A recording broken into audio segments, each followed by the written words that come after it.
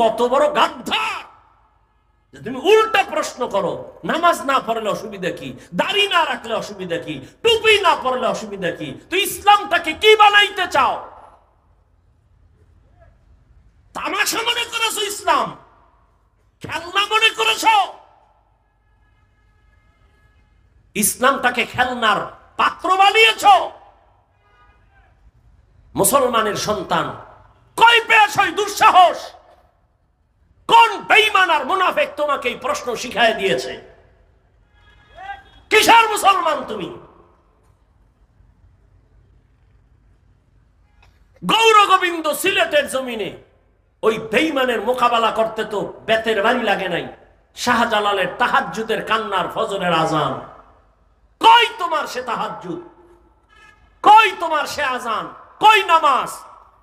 সারাটা রাত মোবাইল দেখে কবিরা গুনাহ করে চেহারাটা নষ্ট করে ফেলেছ। ভাব দেখাচ্ছ তুমি বড় বুজুর্গ, আলেমের ভুল ধরো। এই বেয়াদবি কে শিক্ষা দিয়েছে তোমাকে? তুমি লিখে রাখো আমার কথা, যদি মরে যাই কবরে জুতা মারবি যদি মিথ্যা হয়। যদি এখনো তওবা না করো, আলেমের বিরোধিতা করে তোর মরা হবে জীবনের পঙ্গু হওয়া মরা। লিখে রাখিস, তুই পঙ্গু না হয়ে মরবি না। তওবা যদি করো খোদায় দরজা খুলে দেয় ওমরের মতো। উলামায়ে কেরামের ইজ্জতকে নষ্ট করার জন্য বিভিন্ন ষড়যন্ত্র করে ফেসবুকের দ্বারা, মিডিয়ার মাধ্যমে। আল্লাহ এদের হেদায়েত দান করেন। উলামায়ে কেরামের বিরোধিতা করা জাহেরি ভাবে একটা কঠিন এক ষড়যন্ত্র। কারণ কিয়ামত পর্যন্ত আর নবী আসবেন না, সাহাবায়ে কেরামও আসবেন না, আইম্মায়ে কেরামও আসবেন না। কিয়ামত পর্যন্তই জাতিকে সঠিক পথ দেখাবেন, জান্নাতের পথে আহ্বান করবেন একমাত্র উলামায়ে কেরাম। ষড়যন্ত্রকারীদের টার্গেট হলো এই আলেমদেরকে বিতর্কিত করতে হবে। যদি আলেমদেরকে মানুষের সামনে বিতর্কিত করা যায়, সম্মান নষ্ট করা যায়, তো মানুষ আর আলেমের কাছে যাবে না। বিতর্কিত আলেমের পিছনে নামাজও পড়বে না, বয়ানও শুনবে না। এক পর্যায়ে ইসলামের বাতি নিভে যাওয়ার অবস্থা হয়ে যাবে। গভীর ষড়যন্ত্রর শিকারে কিছু আমাদের মুসলমানরাও না বুঝে ওদিকে কদম বাড়াচ্ছে। আল্লাহর কাছে হেদায়েতের দোয়া করি, আল্লাহ হেদায়েত দান করেন। উলামায়ে কেরামের বদনাম হওয়া মানে টোটাল ইসলামের উপর একটা আক্রমণ, ইসলামের উপর একটা বড় ধাক্কা। অতএব এই দিকটা আমরা খুব কন্ট্রোলে নিয়ে আসা উচিত। আল্লাহ আমাদের সবাইকে আনানিয়াত, রিয়া, হাসাদ, কিবিরের ঊর্ধ্বে থেকে আদবের সাথে জিন্দেগি পরিচালনার তৌফিক দান করেন।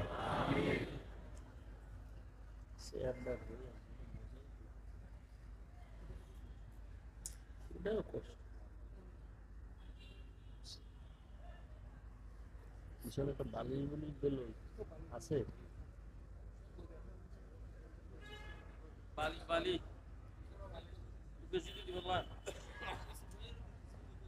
আছে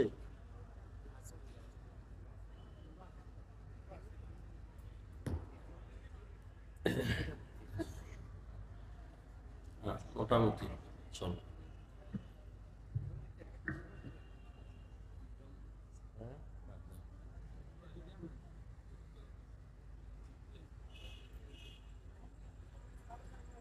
আমি আপনাদের দোয়া নিতে আসছি এবং সংক্ষিপ্ত দু চারটি কথা বলবো, বেশি রাত যেন না হয়।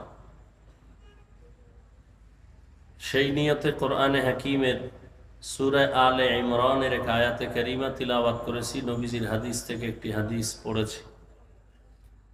ইখলাস রুহানিয়াতের সমন্বয়ে সহি নিয়তে, সহি তরিকায়, সহি কিছু কথা আমাকে বলার মতো, আপনাদেরকে শুনবার মতো দয়াময় আল্লাহ তৌফিক দান করেন। উঠা বসা করবেন না, এটা মজলিসের আদব না। ডিস্টার্ব হলে আর কথা বলা যায় না। আসলে চট্টগ্রামের বয়ান তো সারা দেশে উদাহরণ হিসেবে অনেক জায়গায় বলি।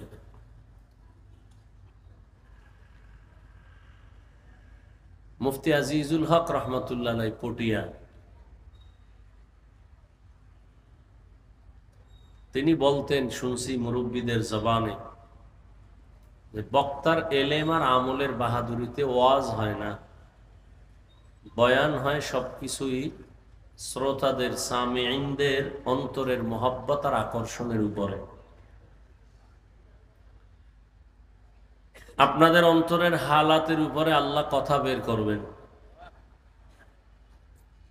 আর তুলনামূলক তো আমি বান্দার না এলেম না আমল কিছুই নেই, টুকটাক কিছু দোয়া মুরব্বীদের, মা বাবা, এই দোয়া নিয়ে চলতেছে। বহু মানুষ, সবাই তো আর বড়দোয়া করে না, আর যারা বড়দোয়া করে ওদের বড়দোয়া কাজেও লাগে না। যারা ভালো মানুষ তারা দোয়া করেন, তাদের দোয়া আমার খুব জরুরি, প্রয়োজন। দোয়া বড় একটা সম্পদ। বান্দা নিজ প্রচেষ্টায় যতটুকু অগ্রসর হতে না পারে, দোয়ার দ্বারা সীমাহীন অসম্ভবকে সম্ভব করতে পারে শুধু দোয়ার মাধ্যমে। দোয়া বড় একটা দামি সম্পদ। মা বাবার দোয়া সন্তানের জন্য, ছাত্রের জন্য শিক্ষকের দোয়া, উম্মতের জন্য উলামায়ে কেরামের দোয়া বড় দামি একটা সফলতার সম্পদ। আল্লাহ দোয়া নিয়ে চলার তৌফিক দান করেন। বড়দোয়া থেকে আল্লাহ সবাইকে হেফাজত করেন।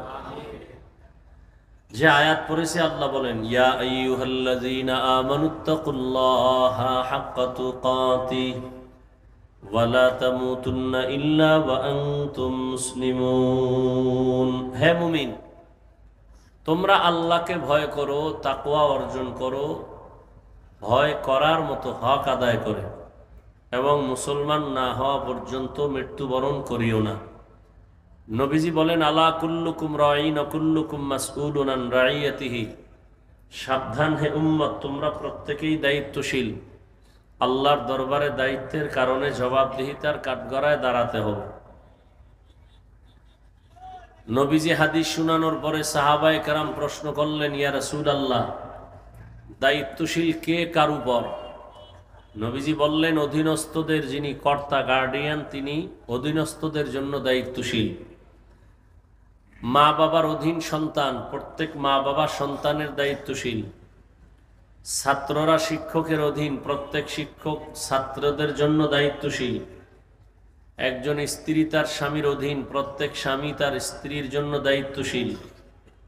মসজিদের মুসল্লিয়ানে কেরাম, ইমাম ও খতিবের অধীন, প্রত্যেক ইমাম ও খতিব মসজিদের দায়িত্বশীল। প্রত্যেক ইমাম খতিব কিসের দায়িত্বশীল? কথা হয় না। মসজিদের দায়িত্বশীল, কমিটি না। খুব খেয়াল করেন, কমিটি মসজিদের দায়িত্বশীল না, কমিটি হইল বিল্ডিং এর দায়িত্বশীল। বুঝেন নাই? বিল্ডিং কেমনে বড় করবে, ছোট করবে, সুন্দর করবে, এই দায়িত্ব কমিটির।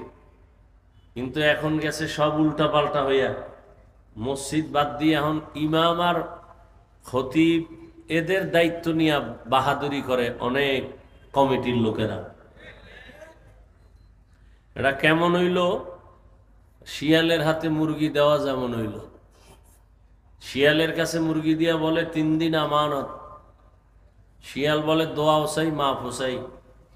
3 দিন কেন, একদিনও না, জিন্দা কেন, মরাও দেওয়া সম্ভব না। তো শিয়ালের হাতে মুরগি দিলে যা হয়, সুদখোর বেনামাজির হাতে ধর্মের চাবি দিলে তাই হয়। দিছে কারা? জিব্রাইল। কথা বলেন না কেন? সুদখোর বেনামাজির হাতে ধর্মের চাবি দিছে জিব্রাইল। কারা? স্বীকার করবেন না? অন্যায় করছেন, এটা স্বীকার করতে খুব প্রেস্টিজ লাগে না? সারা জীবন ইসলাম চাই বইলা স্লোগান দিয়া, ভোটের আগের রাত্রে টাকা খাইয়া সকালবেলা কেবলা ঘুরাই দিছেন, তাহলে সরকারের গালি দেন কেন? কপাল তো আপনার খারাপ। আপনি হারাম খাইলে আপনার নেতাও তো হারামখোর হবে। আপনি সুদখোর হইলে আপনার নেতাও সুদখোর হবে। আমারে এখানে যদি জীবনে দাওয়াত না দিত, আমি বসতাম? এক তো সময়ও নাই, আর দাওয়াত না দিলে, না বসাইলে বসানোর সুযোগ নাই। সুদখোরেরে আপনি চেয়ারে না বসাইলে বসবে কেমনে? আপনারাই তো বসাইছেন।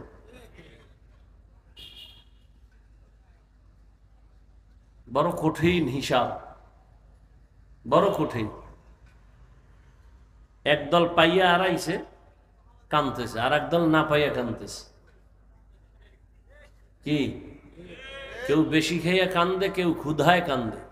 আমি মোড়ও খাইতে দিনি, পেটে ক্ষুধা। এই জন্য যুবকদের বলি, তুমি যত বন্ধুর পিছনে ঘুরো সব চান্দাবাজ আর ধান্দাবাজ। তোমার কলিজার নিঃস্বার্থ আপন বন্ধু একমাত্র, শুধুমাত্র, কেবলমাত্র উলামায়ে কেরাম।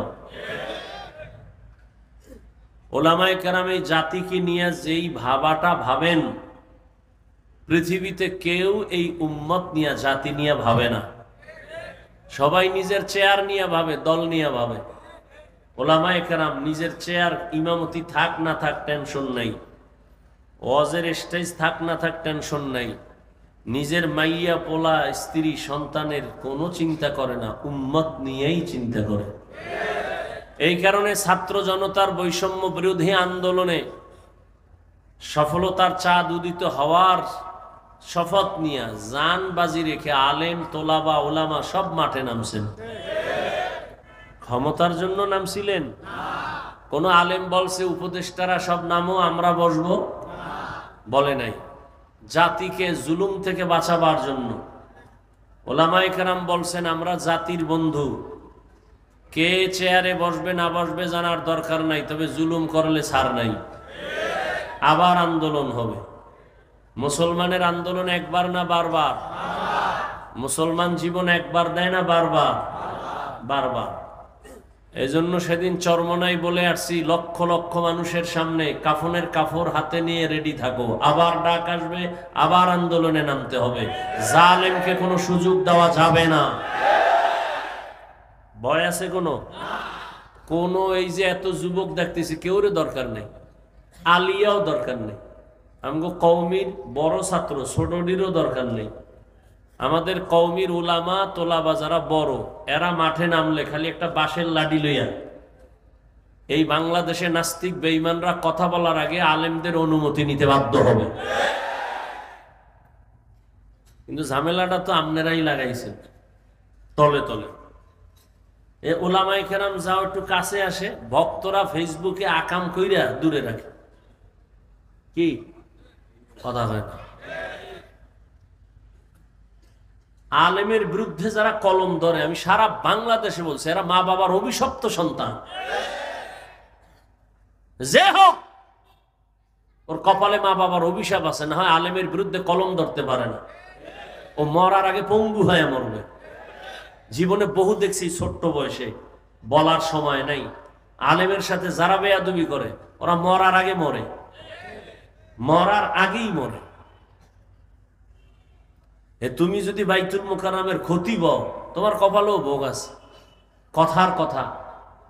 ওলামায়ে কেরামের ইজ্জত নিয়ে যারা তাল বাহানা করবে, এদের ছাড় নাই, আল্লাহ ধরে ফেলবেন।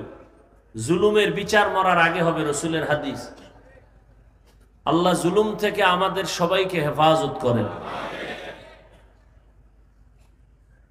ছাত্র এখানে অধিকাংশ যুবক, এক আন্দোলন দিয়ে তো বুঝছো ছাত্ররা কি পারে, বুঝা গেছে না?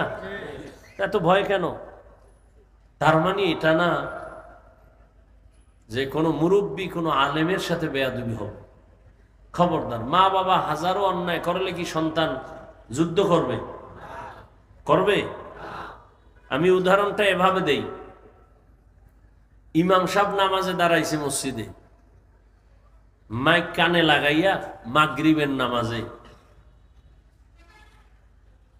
তো পাশে চায়ের দোকান, মাইকের বক্সের আওয়াজ বাইরে যায়, কটা বেনামাজি বয়ে বয়ে ডান হাতে বিড়ি টানে, বাম হাতে চা টানে। ও নামাজ লাগে না, ওকে দিল এমনি পরিষ্কার। তো ইমাম যে নামাজে দাঁড়াইছেন, তেলাওয়াত করতেছেন, নামাজে ভুল হতে পারে না পারে না?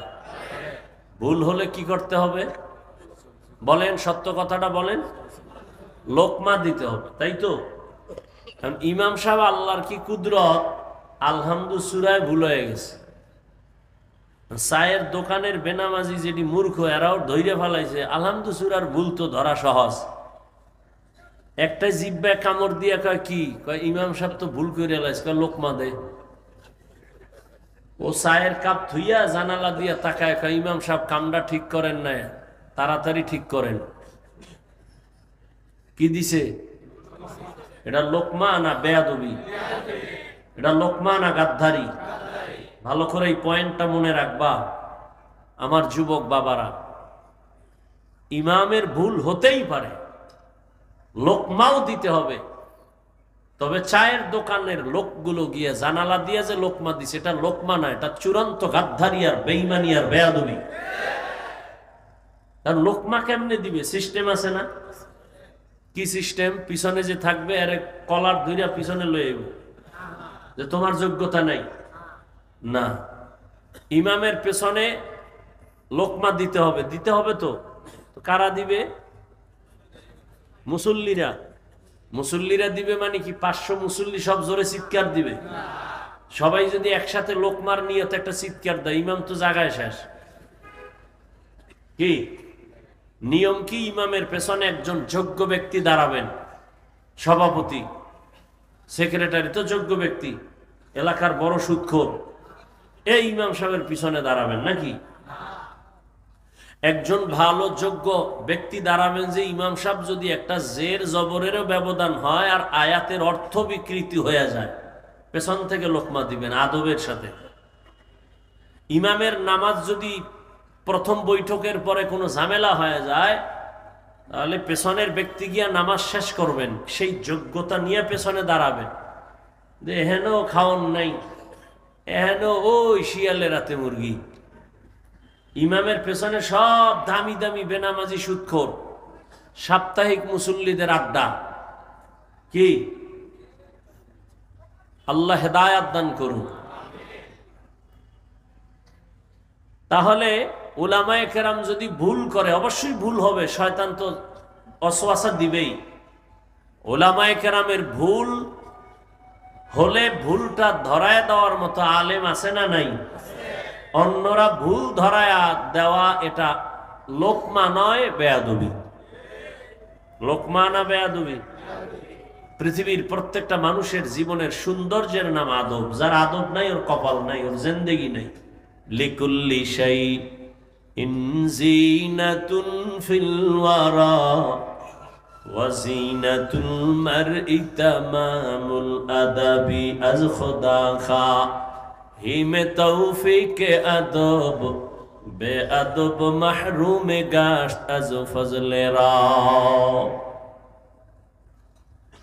রহমতের নবীকে বললেন দায়িত্বশীল। প্রত্যেক মা বাবা সন্তানের জন্য দায়িত্বশীল, প্রত্যেক স্ত্রীর জন্য স্বামী দায়িত্বশীল, মুসল্লিদের জন্য ইমাম ও খতিব দায়িত্বশীল, ওয়ার্ডের মেম্বার ওয়ার্ডের মানুষের জন্য দায়িত্বশীল, ইউনিয়নের একজন চেয়ারম্যান ইউনিয়নবাসীর জন্য দায়িত্বশীল, গোটা দেশের মানুষের জন্য দায়িত্বশীল সরকার, আর গোটা উম্মতের জন্য দায়িত্বশীল একমাত্র শুধুমাত্র কেবলমাত্র উলামায়ে কেরাম। আর একজন সাহাবী বললেন, ইয়া রাসূলুল্লাহ, আমার অধীনেও কেউ নাই, আমিও কারো অধীনে না, আমি একা, আমার কোনো দায়িত্ব আসেনি। রহমতের নবী বললেন, আপনার অঙ্গ যে আছে, অঙ্গ প্রত্যঙ্গের আপনি দায়িত্বশীল। আল্লাহ দুটো হাত দিয়েছেন, দুটো পা দিয়েছেন, কিয়ামতের দিন আল্লাহ এগুলোর হিসাব নিবেন। এমনি দেন নাই, হাতের ডিউটি আছে আলাদা, পায়ের ডিউটি আলাদা, চোখের ডিউটি আলাদা। কিয়ামতের ময়দানে আমার আল্লাহ জিজ্ঞাসা করবেন, আল ইয়াউমা নাখতিমু আলা আফওয়াহিহিম ওয়া তুকাল্লিমুনা আইদিহিম ওয়া তাশহাদু আরজুলুহুম বিমা Kanu ইয়াকসিবুন। দস্তগোয়াদ Manchuni duzdi da am labbaguyad manchuni busi da am chashmaguyad chida am gamza haram goshuguyad chida am samrul kalam আল্লাহ বলবে হাত কথা বলো, চোখ কথা বলো। বাস্তবে হাত কখনো কথা বলতে পারে না। আপনাদের হাত পারেনি? পারে না, এটাই সত্য। কিন্তু মুমিনের আকীদা বিশ্বাস রাখতে হবে দুনিয়ার সব বিবেক যেটাকে বলে এটা হবেই না, অসম্ভব। আমার রব বলেন এটা আমার কুদরতের দ্বারা সম্ভব। মরা গাছে কথা বলতে পারে না, এটাই সত্য। আল্লাহ যদি কুদরতি ক্ষমতা দেন পারবে? দুধের বাচ্চা কথা বলতে পারে না, আল্লাহ যদি ক্ষমতা দান করে তো পারবে। কিয়ামতের ময়দানে যখন আল্লাহ বলবেন হাত কথা বলো, হাত কথা বলা শুরু করবে। আল্লাহর কুদরতি ক্ষমতায় বলবে তোমারে যে দায়িত্ব দেওয়া হয়েছিল যেই ডিউটির জন্য, ওই ডিউটি পালন করছে কিনা বলো। হাত আল্লাহর কাছে বলবেন হে মালিক, এই হাতের দ্বারা মা বাবার কল্যাণে কাজ করবে, করে নাই। হাতের দ্বারা উলামায়ে কেরামের পেছনে নেক আমলে হাত ব্যবহার করবে, করে নাই। বরং মানুষের পেছনে ক্ষতি সাধনের জন্য হাত ব্যবহার করেছে। গরিবের বেতন নষ্ট করার জন্য হাতের কলম ব্যবহার করেছে। চোখ বলো তোমার ডিউটি পালন হয়েছে কিনা। চোখ আল্লাহর আদালতে জবাব দিবেন হে মালিক, এই চক্ষু দিছো মা বাবা দেখার জন্য, দেখে নাই। এই চোখ দিয়েছো বাইতুল্লাহ দেখবে, দেখে নাই। এই চক্ষু দিয়া কোরআন দেখবে, সওয়াব দেখে নাই। তো কি করছে? এই কোরআন দিয়া সারাটা রাত দরওয়াজা জানালা বন্ধ করে মোবাইলের দিয়ে তাকায়া কবিরা গুনাহ দেখছে। কিয়ামতের দিন চোখ আমার আল্লাহর দরবারে কথা বলবে। এজন্য আল্লাহর নবী বলেন সাবধান, দায়িত্ব সম্পর্কে আল্লাহর আদালতে দাঁড়াতে হবে। সবাই জবাবদিহিতার কাঠগড়ায় দাঁড়াবেন। এই ভয়টা সাহাবায়ে কেরামদের মধ্যে চলে আসার কারণে দেশের ক্ষমতা হাতে নিয়েও রাতের গভীরে নামাজে দাঁড়ায় দাঁড়ায় কান্না করেছেন। জান্নাতের টিকিট হাতে পাইয়া সাহাবায়ে কেরামের কান্নার আওয়াজ। আর আমরা এত বয়ান শুনি, বয়ান জানি, এখানে এমন একটা মানুষও নাই যেই কথা জানে না। মিথ্যা বলা হারাম, গালি দেওয়া হারাম, গীবত করা হারাম, সুদ খাওয়া হারাম, ঘুষ খাওয়া হারাম, জুলুম করা হারাম, চুরি করা হারাম, ডাকাতি হারাম, কাউকে হত্যা করা হারাম। জানার পরেও বহু বান্দা মিথ্যা বলে, গালি দেয়, গীবত করে। এর কারণটা কি? অথচ এর পেছনে উলামায়ে কেরাম তো বয়ান কম করে না, তাবলীগ ও দাওয়াত ও তাবলীগের মেহনত কম চলে না। জুমার দিন খতিবের বয়ান, উলামায়ে কেরামের হাড় ভাঙ্গা পরিশ্রমের বয়ান। এরপরেও কেন আমলের খাতা শূন্য? এর একমাত্র কারণ আল্লাহর আদালতে দাঁড়াইয়া হিসাব দেওয়ার ভয় অন্তরে এখনো আসে নাই।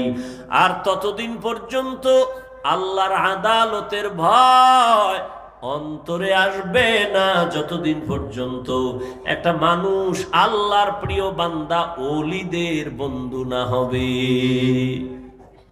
উলামায়ে আহলে হকের বন্ধু যতদিন হবে না, বয়ান চলবে, আমল হবে না। ওর কপাল বড় খারাপ। আর কপাল যদি খারাপ হয়ে যায়, আমি হাফিজুর রহমান কেন, মক্কা মদিনার ইমাম কেন, স্বয়ং নবী, যেই নবীর চেহারা দেখলে পেটের ক্ষুধা থাকে না, কেমন মায়ার নবী আমার, যে নবীর চেহারার মোহাব্বতের নজরে দেখলে জাহান্নাম হারাম। ওই নবী রাস্তা দিয়া যখন চলেন, দুপার্শ্বের গাছ নত হয়ে আমার নবীরে সালাম জানায়। সাহাবায়ে কেরাম কানে শুনতেছেন, নবী হাঁটতেছেন, বারবার জঙ্গল থেকে সালামের আওয়াজ আসতেছে। ও পয়গম্বর, মানুষ দেখি না সালাম আসতেছে কোথা থেকে? রহমতের নবী বলেন সাহাবা, আমি মুহাম্মদের আগমনের সুবাস পাইয়া জঙ্গলের হরিণ আমারে সালাম জানায়।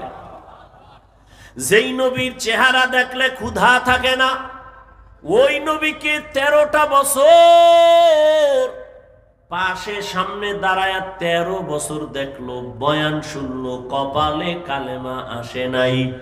এত বড় বেঈমানের নাম জানেননি? কথা বলেন। কথা বলতে কি সমস্যা আপনাদের?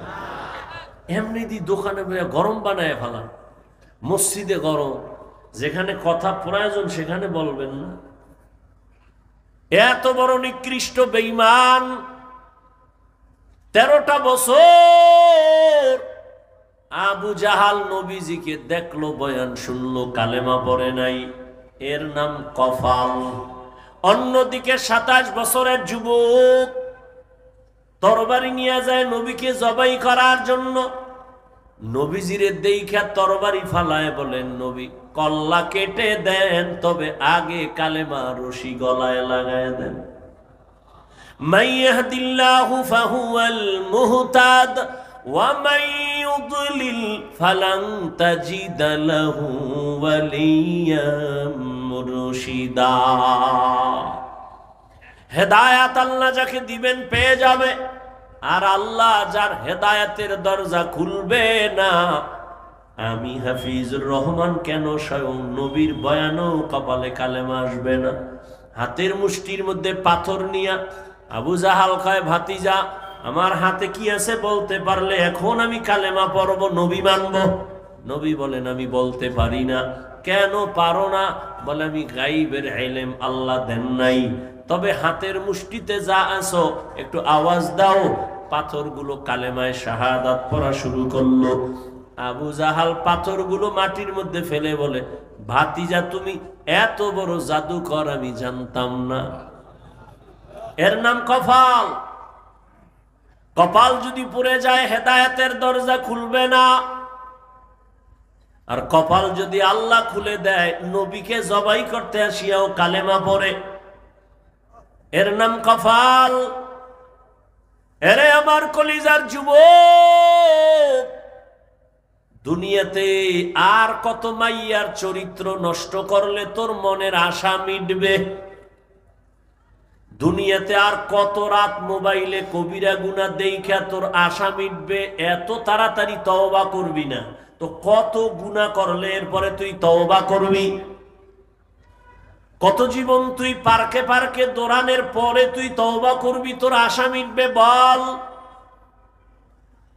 চোখের সামনে তো যুবকের লাশ, পানির নিচে লাশ, গাড়ির নিচে লাশ, ঘুমের বিছানায় লাশ।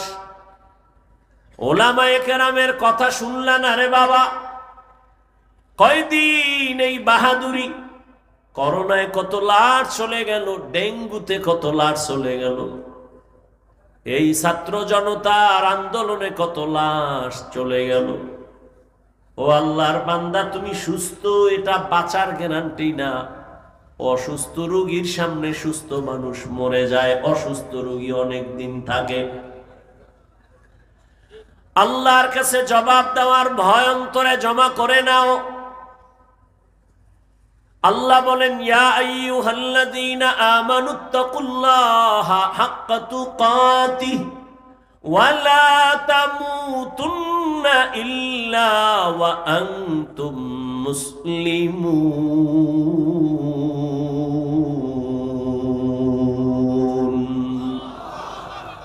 আল্লাহ বলেন, আমাকে ভয় করার মতো হক আদায় করে ভয় করো। সাহাবায়ে কেরাম নবীর সামনে গিয়া বললেন, ইয়া রাসূলুল্লাহ, আল্লাহ যত বড় ওই পরিমাণ ভয় কোনো বান্দার দ্বারা করা সম্ভব না। নবীও পেরেশান হয়ে গেলেন। জিব্রাইল আমিন আসলেন আল্লাহর অর্ডারে আয়াত নিয়া, নবীরে গিয়া জানায় দাও, ইত্তাকিল্লাহা মাস্তাতাতুম, আমার হক আদায় করার দরকার নাই, বরং বান্দা যেন তার সাধ্য মতো আমি আল্লাহর ভয় অন্তরে নিয়ে চলে।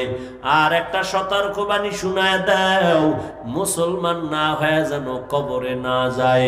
আল্লাহ বলেন নাই, বক্তা না হইয়া মরিস না, পীর না হইয়া মরিস না, ডাক্তার না হইয়া মরবি না, আল্লাহ বলেন তুমি ডাক্তার না রোগী, পীর না মুরিদ, ইমাম না মুক্তাদি, আলেম না মূর্খ, ধনী না গরিব, আমার জানার দরকার নাই। আমার কাছে পরিচয় এক, তুমি মুসলমান কিনা। মুসলমানের জন্য আহলুল্লাহ যারা আল্লাহওয়ালা, এরা বলেন পীর হওয়া সহজ। কি পীর হওয়া? কি পরিমাণ পীর আমাদের চট্টগ্রামে আছে। সকাল থেকে সন্ধ্যা, সন্ধ্যা থেকে সকাল, খালি রড পুইরা ভিড়াইলেও আলহামদুলিল্লাহ পারবে না। হে শুধু পীর না, জমানার কুতুব, মুজাদ্দিদে জামান, আন্তর্জাতিক বেঈমান, এরকম পীর আছে না নাই? আল্লাহ হেদায়েত দান করুন। ভাইরা আমার, মুসলমান না হইয়া মরিও না রে যুবক। আল্লাহ বলেন আমাকে হক আদায় করে না পারলেও সাধ্য মতো ভয় করো। এখানে আমরা যারা বসে আছি, দাঁড়ানো আছি, যদি জিজ্ঞাসাই করি আল্লাহকে আপনারা কারা কারা ভয় করেন, প্রশ্নটা করলে সবাই হাত উঁচু করে বলবে অবশ্যই আমরা হুজুরদের থেকেও বেশি ভয় করি। অথচ এখানে এমনও মানুষ বসে আছেন আজকে ফজর পড়ে নাই, জোহর পড়ে নাই, আসর পড়ে নাই, মাগরিব পড়ে নাই, এশাও পড়ে নাই, এরপরও চাপাবাজি করে আমগো দিল পরিষ্কার আছে না নাই? এরপর বলে আমি আল্লাহকে ভয় করি, আমি 5 ওয়াক্ত নামাজ পড়িয়া বলি আল্লাহকে ভয় করি। আপনি নামাজ বাদ দিয়ে বলেন আল্লাহকে ভয় করি। আমি পর্দা রক্ষা করে বলি আল্লাহকে ভয় করি। আপনি পর্দা বন্ধ করে বলেন আল্লাহকে ভয় করি। আমি দাড়ি রেখে বলি আল্লাহকে ভয় করি। আপনি দাড়ি না রেখে বলেন আল্লাহকে ভয় করি। দোনো দলের ভয় কি সমান? না। আসলে আপনার মধ্যে মোটেও ভয় নাই। ভয়ের হাকিকতি আপনি জানেন না। ভয়টা আসলে কি? বলে একটা সন্তান মা বাবাকে ভয় করে। প্রমাণ কি? বলে মা বাবার সামনে অন্যায় করে না, শাস্তির ভয়। একটা ছাত্র শিক্ষকের ভয় করে। কেন? প্রমাণ কি? বলে শিক্ষকের সামনে অন্যায় করে না, শাস্তির ভয়। ঠিক এই দুনিয়ায় যেই বান্দা, যেই বান্দি আল্লাহকে ভয় করবেন, ওই বান্দা গলায় ছুরি লাগাবে, দাড়ির মধ্যে অস্ত্র লাগাবে না।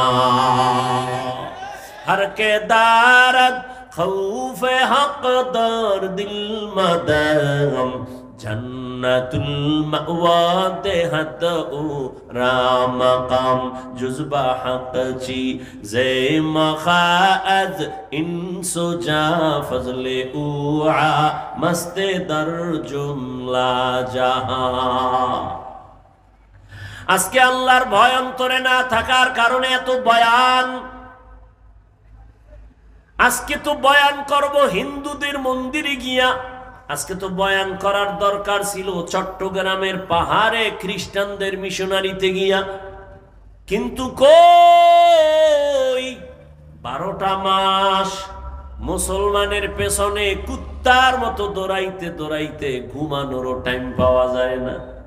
এরপর মুসলমান নামাজের মুসাল্লায় যায় না।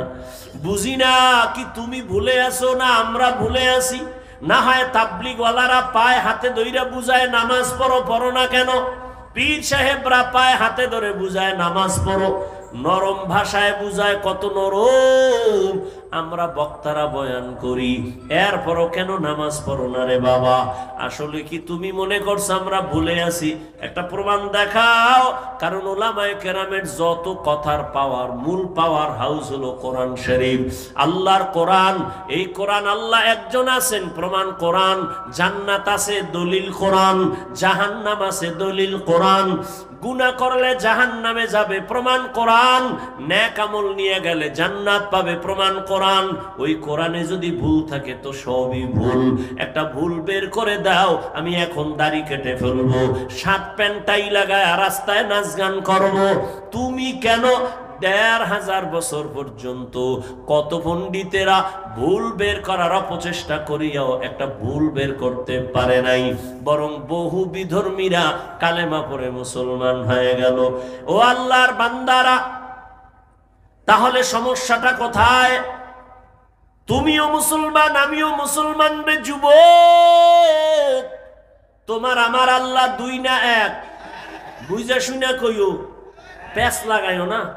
অযুবক বাবা বলো, তোমার আল্লাহ আমার আল্লাহ, তোমার আমার নবী, কোরআন, হাদিস, কাবা, ধর্ম, কালেমা, দুনিয়াতে আসছি তাও কিন্তু এক। বিদায় বেলা কাফনের সংখ্যা হবে এক। আমারও 3 কাফন, তোমারও 3 কাফন। নাকি আমি একটা বক্তার সম্মানে বাড়ানো হবে? তুমি রিক্সার ড্রাইভার, গরিব হওয়ার কারণে একটা কাফন কম হবে? আমারও 3 কাফন, তুমিও 3 কাফনে পেঁচায়া পড়বা। কালার হবে আলাদা। কি কালারও এক। কাফনের উপরে লেখা থাকবে বড় হুজুরের লাশ। হ্যাঁ, তা তো মাস্তানি কেন, এত ভাব কেন? আজ আমি বক্তা বক্তা ভাব, তুমি টাকার ক্ষমতার ভাব। কাফনে যেদিন ঢুকবা সেদিন সব বাহাদুরি বন্ধ হয়ে যাবে। কে ধনী, কে গরিব, কে আলেম, কে মূর্খ, কে ইমাম, কে মুক্তাদি, কাফনে লেখা থাকবে? সব লাশগুলো একাকার হয়ে যাবে। কবরের সাইজও হবে এক। কবরে রাখার পরে প্রশ্ন হবে 3টা, তাও এক। রবের পরিচয় দাও, ধর্মের পরিচয় দাও, রাহমাতুল লিল আলামিনের পরিচয় দাও। নবী বলেন, যারা এই 3 প্রশ্নের জবাব দিবে তাদের কবর হবে রওজাতুম মির রিয়াজিল জান্নাহ।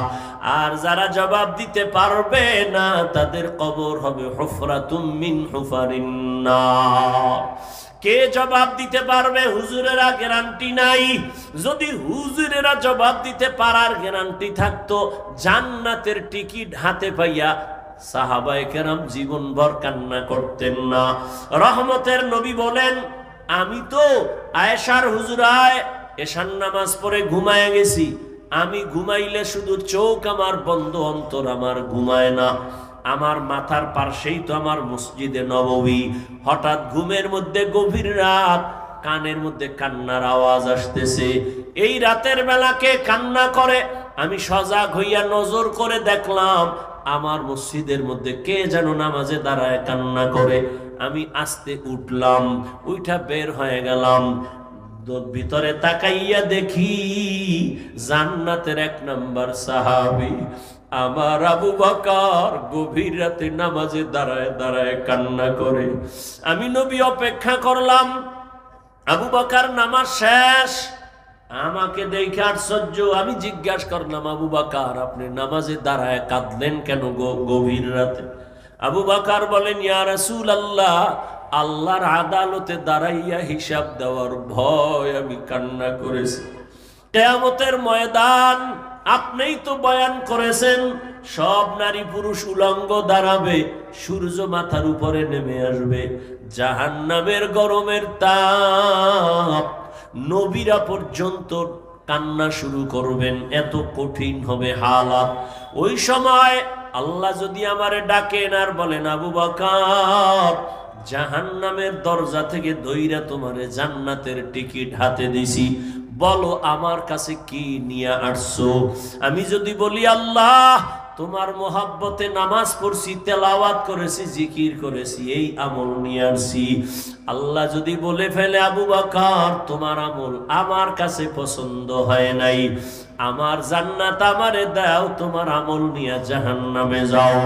জাহান্নামের ভয়, আমার হাতে জাহান্নামের হ্যান্ডকাপ লেগে যাবে। সাহাবায়ে কেরাম জান্নাতের টিকিট পাইয়া যদি নামাজে দাঁড়ায় সারা জিন্দেগি কান্না করেন, তুমি আমি কে? তোমার আমার তো কোনো হিসাবই নাই।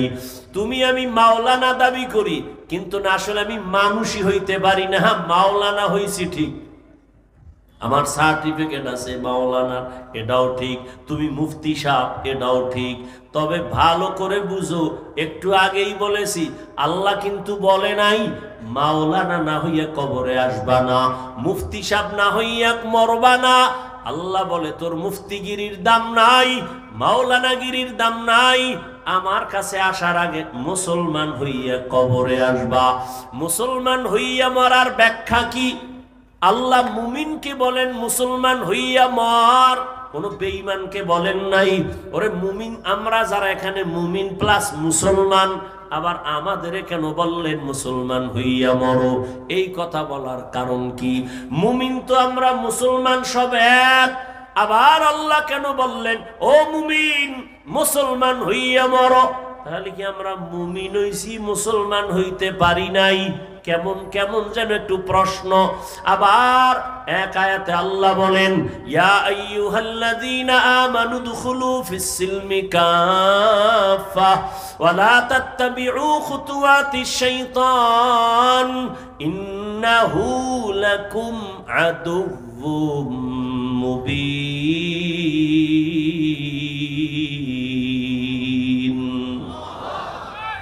এই আয়াতে আল্লাহ বলেন এই মুমিন ইসলামের মধ্যে ঢোক, পরিপূর্ণ ঢুকে যাও। আল্লাহ আর এক আয়াতে আরো স্পষ্ট করে বলেন ইয়া আইয়ুহাল্লাযীনা আমানু আমিনু বিল্লাহি ওয়া রাসূলিহি, ও মুমিন আল্লাহর উপরে রাসূলের উপরে ঈমান আনো। এখানে আমরা সবাই মুমিন না? কথা বল না কেন? আল্লাহ মানি, নবী মানি, মানার কারণেই তো মুমিন। আল্লাহ কয় এই মুমিন আবার ঈমান আন। মুমিনের ডবল ঈমানের দাওয়াত কেন? এই জবাব দেওয়ার টাইম আমার নাই, থাকলেও আপনাদের ধৈর্য নাই। আছে?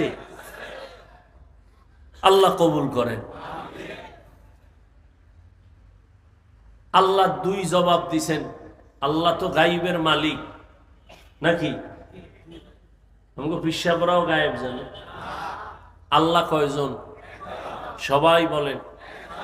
আল্লাহ যে এক, কোন দিক থেকে এক বলেন? আল্লাহ কেমন এক যার কোনো দুই?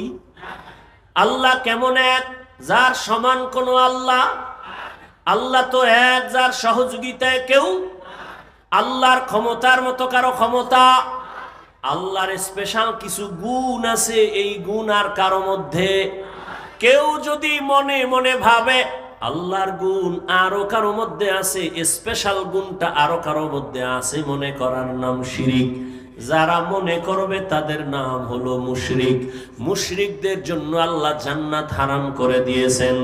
ইন্নাল্লাহা লা ইয়াগফিরু আন ইউশরাকা বিহি ওয়া ইয়াগফিরু মা দুনা যালিকা লিমান ইয়াশা ওয়া মান ইউশরিক বিল্লাহ ফাকাদ দাল্লা দালালাম বাঈদা ওয়া মান ইউশরিক বিল্লাহ ফাকাদ ইফতারা ইসমান আযীমা ওয়া মান ইউশরিক বিল্লাহ ফাকাদ হারামাল্লাহু আলাইহিল জান্নাহ।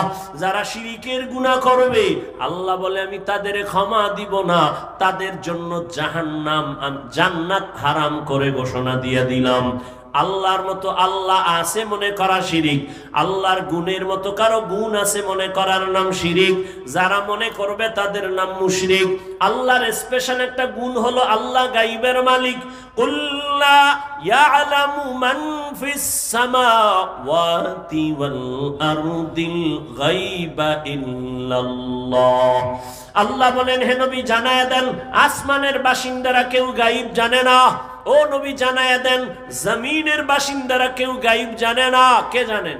আল্লাহ, একমাত্র আল্লাহ। এরে নবীর উম্মত ভালো করে বুঝো, আল্লাহ পাক রব্বুল আলামিন বলেন আমি আল্লাহ এক, আমি আল্লাহর সাথে আর কারো অংশীদারিত্ব নাই। এরে নবীর উম্মতের দল, আল্লাহ পাক বলেন আমি গায়েব জানি। একটা পর্যায়ে আসবে আমার আখিরি নবীর উম্মতের মাঝে আমি আমি আমি আমি ভাব নিয়া বেঈমানের সাথে মোকাবেলা করার তুলনায় নিজেরা নিজেরা ঝগড়া করবে বেশি। আমরা বেশি বেশি করি না? আমরা নিজেদের মধ্যে তর্ক বেশি। আজ আমরা যদি একটু তর্ক বন্ধ করে সব যদি এক হাতে হাত রাখতাম, কিছু লাগবে না, আন্দোলনও লাগবে না, স্লোগানও লাগবে না, শুধু এক ময়দানে যদি সব আলেম আসতো, এইটা দেখাই বেঈমান আর নাস্তিকদের ঘুম হারাম হয়ে যাইত। আল্লাহ জানেন শেষ জমানায় মানুষ আমার উম্মত নবীর উম্মতের মাঝে মুমিনে মুমিনে ঝগড়া করবে, রক্তক্ষয়ী সংঘর্ষ লাগাবে, নিজেরা নিজেরা অহংকারী ভাব নিয়ে। কি কইব? কইবে নবী কাফেরের কাছে দাওয়াত দিছে, তোমরা মুমিন হইয়া কেন মুমিনের দাওয়াত দাও? এরকম ঝামেলা আছে না নাই? চট্টগ্রামে নাই? নবী দাওয়াত দিছে কাফেরের কাছে, ও তাবলীগওয়ালারা, তোমরা এক মুমিন আর এক মুমিনের কেন কালেমার দাওয়াত দাও? আল্লাহ কয়, আমার কোরআন থেকে জবাব নিয়ে যাও।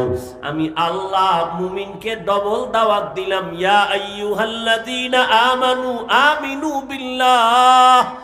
আল্লাহ যদি মুমিনকে আবার ইমানের ডবল দাওয়াত দিতে পারে, আমরা মুসলমান কেন মুসলমানের দাওয়াত দিতে পারবো না?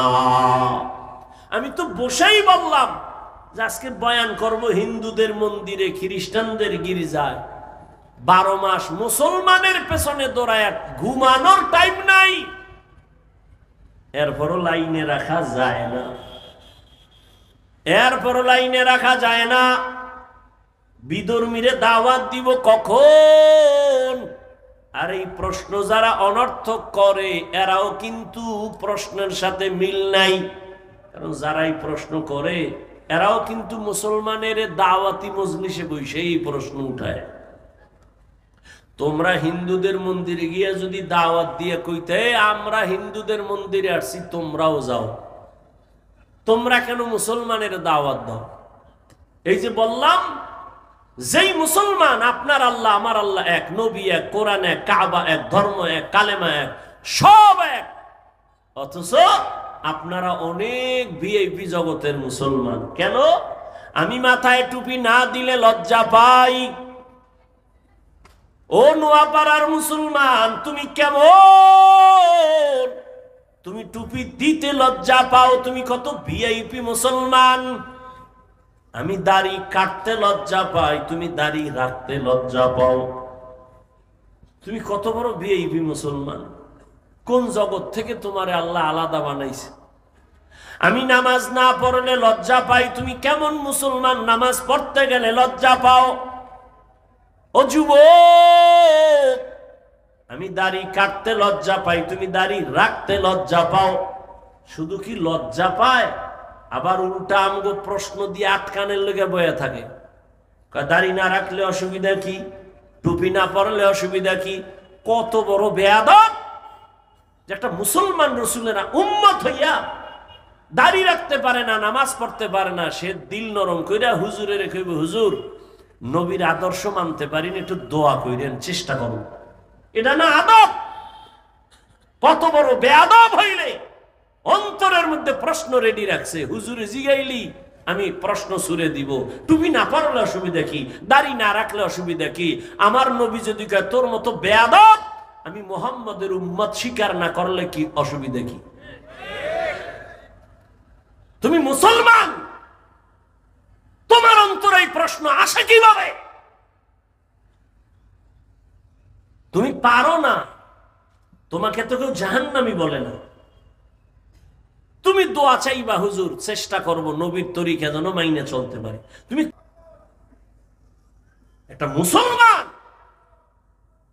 যার আদর্শ দেখলে মানুষ চলে আসবে দিনের দিকে। বেঈমানের সাথে তর্ক নাই, মুমিনে মুমিনে তর্ক। এরে উঠাও, এরে নামাও, 24টা ঘন্টা এই নিয়ে জীবন কাটাচ্ছে। নামাজ নাই, রোজা নাই, তেলাওয়াত নাই, খবর নাই, মায়ের খবর নাই, মাইয়ার খবর নাই, বউয়ের খবর নাই, পরিবারের খবর নাই, খালি আলেমদের সমালোচনা সমালোচনা। তো এদেশে আলেম যদি না থাকে তো ইসলাম কই? ইসলামটাকে এত দুর্বল মনে করেছো কেন? আমি তো এতক্ষণ যে চিল্লাইছি, একবারও কি বলছি এই স্কুল কলেজ বাদ দিয়া সব কওমিতে ঢোক, নাইলে তুই শেষ? বলছি? ও যুবক বাবারা, ভালো করে খেয়াল করো। আমি পাঁচকল্লি টুপি মাথায় দিলাম, একবারও বলি নাই তুমি পাঁচকল্লি মাথায় দাও, না হয় ধ্বংস। আমি কওমি মাদ্রাসার সন্তান, আমি তাবলীগের লাইনের সন্তান, আমি পীরের মুরিদ। তোমাকে একবারও বলি নাই যুবক বাবা পীরের কাছে যাও, তাবলীগে যাও, না হয় তুমি ধ্বংস, একবারও বলি নাই। বরং আমি চট্টগ্রামের মানুষের বলে যাই, দোয়া করে যাই, ও যুবক তুমি স্কুলে পড়ো, ধন্যবাদ, শুকর আদায় করে দোয়াও করে যাই, তুমি স্কুলেই পড়িও, ডাক্তার হও, ইঞ্জিনিয়ার হও, ব্যবসায়ী হও, চাকরিজীবী হও, প্রফেসর হও। আমগো মাদ্রাসায় সব বীর জমানের দরকার নাই, আমগো মাদ্রাসায় ছাত্র অনেক বেশি, এটি কমানোরও দরকার, ছাত্রের অভাব নাই। কলেজ ভার্সিটি বন্ধ করে মাদ্রাসায় আসার কোনো যৌক্তিকতা নাই, বরং তুমি ওখানে লেখাপড়া করে ডাক্তার হও, ইঞ্জিনিয়ার হও, প্রফেসর হও, ব্যবসায়ী হও, চাকরিজীবী হও। তবে একটা দাবি, বেয়াদব জীবনে হইও না রে বাবা। যদি তুমি মা বাবার সাথে বেয়াদবি করে বরদোয়া নাও, পঙ্গু হয়ে যাবা, তোমার জীবন নষ্ট। তুমি যদি বেয়াদবি করিয়া ডাক্তার হও, ডাক্তার হইলে তুমি বেয়াদবি মার্কা ডাক্তার যদি হও, তুমি তাসনিমার মতো জুতা খায়া পালানো ছাড়া উপায় হবে না। অতএব বাবা, তুমি বেয়াদব হইও না, তুমি একজন সফল আদর্শের ডাক্তার হও, আদর্শবান ইঞ্জিনিয়ার হও, আদর্শবান ব্যবসায়ী হও। তোমার আদর্শ দেখে যেন মানুষ কিছু শিক্ষা পায়, তোমার ব্যবহারে কোনোদিন যেন মা বাবা কষ্ট না পায়, তোমার ব্যবহারে যেন শিক্ষকেরা কষ্ট না পায়, তোমার ব্যবহারে কখনো যেন তোমার উলামায়ে কেরাম কষ্ট না পায়। তুমি আদবওয়ালা জিন্দেগি নিয়ে চলো, কারণ আল্লাহর জাতের কসম, তুমি যত বড় হতে চাও, মা বাবার দোয়া ছাড়া সম্ভব না, শিক্ষকের দোয়া ছাড়া সম্ভব না, উলামায়ে কেরামের নেক নজর ছাড়া কোনোদিন সম্ভব না। এই জন্য বাবা, তুমি যেই লাইনে থাকো, ডাক্তার হও, বাধা নাই, মুসলমান হইয়া মরো। ডাক্তার হইয়া মুসলমান হওয়া যাবে না কথাটা এমন না। এবার বাস্তবে কিছু উদাহরণ তোমার সামনে দেই। বাবা, তুমি যুবক, জবাব দাও। তোমার মতো যুবক জেনারেল লাইনে আছে, স্কুলে কলেজে, সত্য কথাটা স্বীকার করো। তোমার মতো যুবক স্কুলে পড়িয়াও কি 5 বেলার নামাজ পড়ে দাড়িওয়ালা আছে? না থাকলে কও নাই আছে? আর ওয়াজ নাই, তোমার জন্য কোনো ওয়াজ নাই, তোমার ওয়াজ শেষ। তুমি শুধু এতটুকুই আল্লাহ বিবেক দিছে, কুকুর শুয়ারকে আল্লাহ ভালো মন্দ যাচাইয়ের বিবেক দেয় নাই, তোমাকে দিছে। তুমি শুধু এতটুকু নিজেকে জিজ্ঞাসা করো তো, তোমার মতো জেনারেল লাইনের ছেলেটা স্কুল কলেজে পড়ে যদি দাড়ি থাকে, নামাজ থাকে, তুমি পারো না কেন? আর কোনো ওয়াজের দরকার নাই তোমার। তোমার মতো যুবক সন্তান র‍্যাব, আর্মি, পুলিশ, বিডিআরের চাকরি করে, নামাজ ছাড়ে না, বলো বাবা তুমি কেন পারবা না? তোমার মতো যুবক তাকায় দেখো, ওসি, ডিসি, এসপি 5 ওয়াক্ত নামাজ পড়ে, বলো তুমি কেন পারবা না? তোমার মতো যুবক সন্তান রাস্তায় গাড়ি চালায়, ড্রাইভারি করে, এক বেলার নামাজও বাদ দেয় না, বলো বাবা তুমি কেন পারবা না?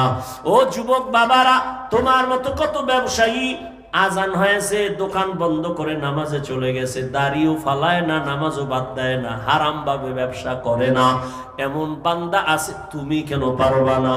জীবনে মাদ্রাসায় পড়ে নাই, আলিফ বাতাও শিখে নাই, জেনারেল লাইনে থাইকা যদি তোমার মোহাব্বত আল্লাহর নবীর আদর্শ নিয়ে চলে, তুমি এতটুকু নিজেকে জিজ্ঞাসা করিও, বালিশে মাথা লাগায়, তুমি কেন পারবা না? তোমার মতো যুবক নদীর মধ্যে মাছ ধরে, নামাজ পড়ে, তুমি পারো না কেন? কৃষি কাজ করে, নামাজ পড়ে, তুমি কেন পারো না? এখনো সময় আছে, তওবা করে নাও। ও পর্দার আড়ালের মা বোনেরা, আসেনি মা বোন? হ্যাঁ, এরে আম্মা জানেরা, বোনেরা, আপনাদের সন্তানদেরকে নিয়ে যত কথাই আমি শুনাইলাম, এই কথা বাস্তবায়ন হবে না যদি আপনাদের চেষ্টা না থাকে, দোয়া না থাকে।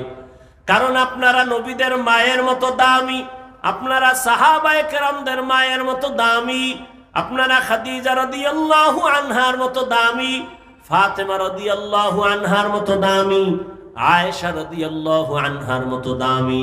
এরে আম্মা জান, আপনারা ইসমাইল নবীর মা হাজরা আলাইহা সালামের মতো দামি, আপনারা ঈসা নবীর মা মারিয়াম আলাইহা সালামের মতো দামি। জীবনের বড়, দুনিয়ার বড় এক বেঈমান ফেরাউন, জানেননি তার স্ত্রীর নাম কি? আসিয়া। এত বড় বেঈমান ফেরাউনের ঘরে আসিয়া কত বড় আল্লাহর পেয়ারা বান্দি। রহমতের নবী বলেন, কিয়ামতের দিন জান্নাতে আসিয়ার সাথে আমার বিবাহের বন্ধন হয়ে যাবে। ও পর্দার আড়ালের মা, আপনার স্বামী তো ফেরাউনের মতো খারাপ না, আপনি কি পারেন না নামাজ পড়ে দোয়া করবেন? স্বামীরে যদি বলতেন স্বামী নামাজ পড়ার চেষ্টা করো, কামাই রুজি করো, তুমি হারাম টাকা ঘরে আনবা না, যদি এভাবে বুঝাইতেন হারাম টাকা খাইয়া নিজের রক্ত নাপাক করব না, সন্তানেরটাও নাপাক করতে দিব না, দুনিয়ার কোন স্বামী হারাম কামাই ঘরে নিতে পারতো না। এরে আম্মা জান, আপনার মতো কত মা এই অঞ্চলে এখনো পাবেন, পর্দা রক্ষা করে চলে, নামাজ ছাড়ে না, স্বামীর মাল হেফাজত করে, সন্তানগুলোকে আদর্শওয়ালা বানানোর চেষ্টা করে, কখনো মোবাইলে চরিত্র বিক্রি করে না। এরে আম্মা জানেরা, আপনারা কেন পারবেন না? ও যুবক বাবা, এখনো সময় আছে, তওবা করে নাও। জীবনে তো কম নামাজ ছাড়লা না, মনে চাইছে পার্কে যাবা, দৌড়ায় গেছো, কেউ বাধা দিছে ফিরো নাই, মনে চাইছে গুনাহ করবা করেছো, বাধা মানো নাই, মনে চাইছে নামাজ পড়বা না, পড়ো নাই, হাজার মানুষ বুঝাইছে নামাজ পড়ো নাই, আর কত বাহাদুরি করবা? এখনো সময় আছে, তওবা করে নাও। মনে মনে আল্লাহকে বলো, হে মালিক, জীবনে আর নামাজ ছাড়বো না, আর দাড়ি কাটবো না, বেপরদায় চলবো না, মা বাবার সাথে বেয়াদবি করব না, শিক্ষকের দোয়া নিয়া, উলামায়ে কেরামের পরামর্শ নিয়া, নবীজির তরিকা মেনে চলবো, মা বাবার দোয়া নিয়ে চলবো। জীবনে তো গুনাহ কম করি নাই। মনে মনে আল্লাহকে বলো, হে আল্লাহ, দুনিয়াতে আমার মতো গুনাহগার কেউ নাই, শয়তানের ধোকায় জীবনে অনেক গুনাহ করেছি, আজ থেকে তৈরি হয়ে গেলাম, আমার মতো যুবক যদি জেনারেল লাইনে থাকিয়া নামাজ পড়ে, আমি কেন পারবো না? ও আল্লাহ, তুমি তো হায়াতের মালিক, রিজিকের মালিক, সম্মানের মালিক, আজ থেকে আর নামাজ ছাড়বো না, দাড়ি কাটবো না। ও আমার যুবক বাবারা, কার পেছনে পইরা নামাজ ছাড়ছো? কার কিছু টাকা পাওয়ার জন্য কার পেছনে ঘুরে গিয়া দাড়ি কাটছো?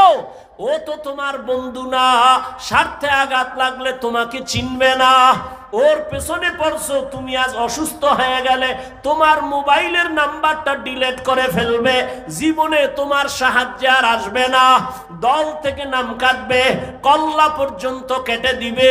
কার পেছনে পড়িয়া 2 টাকা পাওয়ার লোভে নামাজ হারাইছো, দাড়ি কাটছো, বেপরদায় চলতেছো, এরা সব ধান্দাবাজ আর চান্দাবাজ, এরা তোমার আপন কোনো বন্ধু না। এই দুনিয়ায় তোমার আপন বন্ধু উলামায়ে কেরাম। ওই উলামায়ে কেরামের দোয়া নিয়ে সামনে আগাও। ওরে তুমি বিপদে পড়লে কেউ নাই, কেউ যাবে না, কিন্তু উলামায়ে কেরাম কলিজা ভরে দোয়া করবে, কোনোদিন বরদোয়া করবে না। এখনো সময় আছে, তওবা করে নাও। রিজিকের মালিক কে? তাহলে কার পিছনে ঘুরে নামাজ ছাড়ছো? রিজিক তো আল্লাহ দিবে, তুমি বেনামাজির পিছনে দৌড়াও কেন? আল্লাহ রিজিক দিবে। গর্তের পিপিলিকার খানা কে দেয়? জঙ্গলের প্রাণীর খানা কে দেন? নদীর মধ্যে হাজারো লাখো মাছের খানা কে দেন? ওরা দামি না আমরা দামি? ওদের যদি আল্লাহ দিতে পারে, আমগো পারবেন না? তাহলে পাগল হয়ে দৌড়াও কেন বেনামাজির পেছনে, সুদের পেছনে? এখনো সময় আছে, তওবা করে নাও। মরিয়া গেল আর নামাজ ছাড়বা না, বেপরদায় চলবা না, নবীর তরিকা মেনে, উলামায়ে কেরামের পরামর্শ নিয়া, মা বাবার দোয়া, শিক্ষকের দোয়া নিয়া চলবা। তওবা করার মতো যদি অন্তর তৈরি হয়ে থাকে, কপালে যদি আবু জাহেলের মতো না হয়, ওমরের মতো অন্তর থাকে যে মরিয়া গেল আর নামাজ ছাড়বো না, দাড়ি কাটবো না, মা বাবার বরদোয়া নিব না, শিক্ষকের দোয়া নিয়া, উলামায়ে কেরামের পরামর্শ নিয়া চলবো নবীর তরিকায়, যদি তওবার নিয়ত হয়, খাঁটি তওবার নিয়ত যাদের আছে, মুনাফিকি না, অন্তরে না থাকে, খাঁটি তওবার নিয়তে 2 হাত আমার আল্লাহকে দেখাইয়া দাও। আয় আল্লাহ, হাতগুলো কবুল করে নেন, তওবা কবুল করে নেন, তওবার উপরে মজবুত হইয়া চলার মতো তৌফিক দান করেন, আমিন।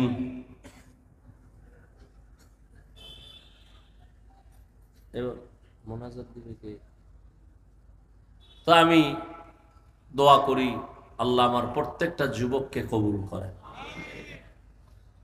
নামাজ পড়া লাগবে তো ইনশাআল্লাহ, সপ্তাহে 1 দিন, সব সময়। আল্লাহ কবুল করেন। তওবার উপরে চলতে পারি, আদব নিয়ে চলতে পারি, বেয়াদবির থেকে আমাদেরকে হেফাজত করেন। দোয়া করবেন হযরত, দোয়া করে যান, দোয়া বরকতি জিনিস। সুবহানাল্লাহ, না আপনি করে দেন। আলহামদুলিল্লাহি রাব্বিল আলামিন والصلاة والسلام على سيد الأنبياء والمرسلين وعلى آله وأصحابه أجمعين يا أرحم الراحمين يا أرحم الراحمين يا أرحم الراحمين رب ارحمهما كما ربياني صغيرا اللهم إنك عفو كريم تحب العفو فاعف عنا اللهم إنا نسألك رضاك والجنة ونعوذ بك من سخطك والنار